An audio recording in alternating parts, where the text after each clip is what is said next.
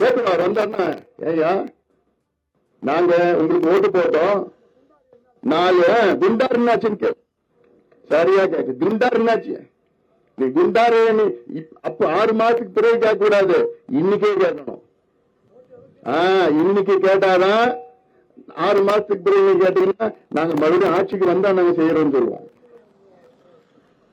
இப்ப கேட்கணும். இப்ப வருவாரா வந்தாருன்னா குண்டார் என்னாச்சு, காவிரி குண்டார் என்னாச்சு, காவிரி குண்டார் என்னாச்சு, எங்களுக்கு எங்க கிணத்துல தண்ணி வேணும், காவிரி தண்ணி எங்க கிணத்துல வரணும், பட்ஜெட் ஒதுக்கு என்னாச்சு, பட்ஜெட் ஒதுக்கணும். அதுல என்ன சொல்லுவாங்க, 364 கோடி ஒதுக்கி இருக்குன்னு சொல்லுவாங்க. அதையும் முழுசா செலவு பண்ணல.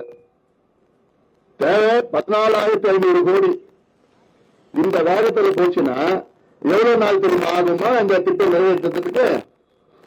போடாம எவ்வளவு நாள் தெரியுமா ஆகும்? 255 வருஷம் ஆகும். அது யார் இருப்பா அப்போ? இந்த வேகத்துல இந்த திட்டம் நிறைவேற்றணும்னா 255 வருஷம் ஆகுமா திமுக இந்த திட்டத்தை நிறைவேற்றணும்னா? அப்போ அது யாருக்கு பிரயோஜனப்படுத்துவது?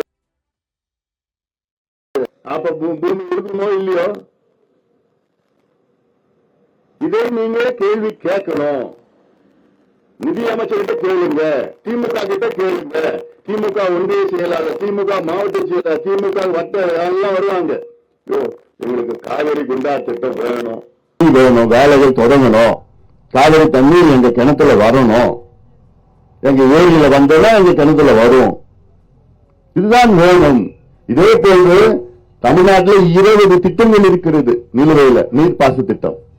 இந்த திட்டம் காவிரி குண்டார் திட்டம் கரூர்ல மாயனூர்ல தொடங்கி கரூர் மாவட்டம், திருச்சி மாவட்டம், முதல் கரூர் மாவட்டம், திருச்சி மாவட்டம், புதுக்கோட்டை மாவட்டம். அதுக்கப்புறம் 2வது பேஸ்ல புதுக்கோட்டை மாவட்டம், மறுபடியும் சிவகங்கை மாவட்டம், ராமநாதபுரம் மாவட்டம். 3வது பேஸ்ல மறுபடியும் ராமநாதபுரம் மாவட்டம், விருதுநகர் மாவட்டம். இவ்வளவு மாவட்டம் வளம் பெறும், வளர்ச்சி பெறும். 7 டிஎம்சி தண்ணி. எவ்வளவு தண்ணி கடல்ல போகுது வருஷத்துக்கு? 50ல இருந்து 500. போன வருஷத்துக்கு முந்தின வருஷம் 520 டிஎம்சி தண்ணி கடலுக்கு போச்சு. 520. நம்ம கேட்கறது எவ்வளோ? வெறும் 7. கடலுக்கு போற தண்ணி ஒரு 7. இந்த பக்கம் திருப்பூரியா வாய்க்கால் மூலமா அந்த ஏரி எல்லாம் இந்த இணைப்புல வந்துடும். எல்லாம் வரவேற்குல ஆத்துல இணைக்கிறது மட்டும் இல்ல, ஆத்துல இணைக்கிற மூலமா ஏரியில இணைக்கிறது, சுத்தி கம்மாயில இணைக்கிறது, சுத்தி அப்படி இணைச்சோன்னா எவ்வளவு வளர்ச்சி வரும், எவ்வளவு திட்டம். இதுலதான் முக்கியத்துவம், இதுலதான் காசு போடணும், இதுலதான் நிதியை போடணும். நீ கொடுக்குற 1000 ரூபாய் கொடுக்குறாங்கம்மா, 1000 ரூபாய் வந்துச்சா? ஆனா 1000 ரூபாய் கொடுத்துட்டேன், 1000 ரூபாய் கொடுத்துட்டேன், 1000 ரூபாய் கொடுத்துட்டேன், 1000 ரூபாய் கொடுத்துட்டேன். அதுனா காலையில கொடுத்தா சாயங்காலம் எங்க போகுது? டாஸ்மார்க் கடைக்கு போகுது. வீட்டுக்காரனோ பிள்ளைய பிடிக்கிட்டு எடுத்து போய் குடிச்சிட்டு வந்துடும். ஆனா 1000 ரூபாய் கொடுத்தேன். அது எதுக்கு 1000 ரூபாய்? இதுல போறியா காசு? இது போட்டுனா என் பிள்ளைங்க, என் பேர பிள்ளைங்க, என் கொள்ளு பேர பிள்ளைங்க காலகாலமா சந்தோஷமா வாழ்வான், விவசாயம் பண்ணுவான். விவசாயம் மட்டும் இல்ல, இன்னும் செழுமையா இருக்கும், வேலை செஞ்சு வெளியில போக வேண்டாம். அதுலதான் வேணும், இதுலதானே ஒதுக்கீடு செய்யணும். இதை விட்டுட்டு இந்த திட்டம் போடுறேன், அந்த திட்டம் போடுறேன், இதுல ஏமாத்துறேன், அதுல ஏமாத்துறேன். அதனால நிதியமைச்சர் தங்கம் தென்னரசு நீங்க கேளுங்க. உங்க தொகுதி எம்எல்ஏ அவரு, தமிழ்நாட்டினுடைய நிதி அமைச்சர், அவர்கிட்ட தான் நிறைய நிதி வச்சிருக்கிறார். ஒரு வருஷத்துக்கு பட்ஜெட் எவ்வளவு தெரியுமா போடுறாரு?